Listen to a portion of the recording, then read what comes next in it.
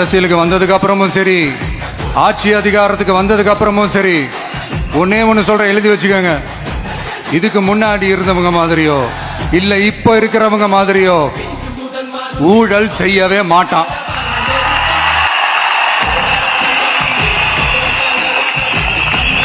ஒரு பைசா தொட மாட்டான். எனக்கு அது அவசியமே இல்லை. புரியுதுங்களா உங்களுக்கு? எனக்கு அதை தொட வேண்டிய அவசியமே இல்லை.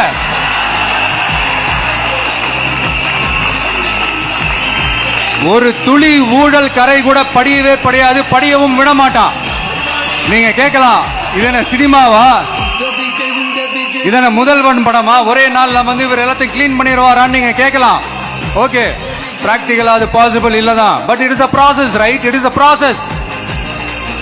இப்படி எதுக்குமே ஆசைப்படாத ஒருத்தன் அரசியலுக்கு வரான் அப்படின்னா, அவன் கண்ணு முன்னாடி ஏதாவது ஒரு தப்பு நடக்குது அப்படின்னா, அவன் கண்ணு முன்னாடி ஏதாவது இந்த மாதிரி ஒரு ஊழல் நடக்குது அப்படின்னா, அதை பார்த்துக்கிட்டு அவன் சும்மா இருப்பான்னு நினைக்கிறீங்க?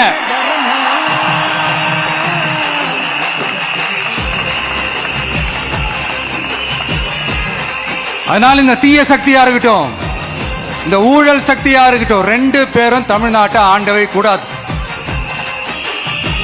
அப்படிப்பட்ட இந்த கட்சிகளை உண்மையா தில்லா எதிர்க்கிற அந்த கட்ஸும் கெத்தும் நம்ம கிட்ட மட்டும்தான் இருக்கு.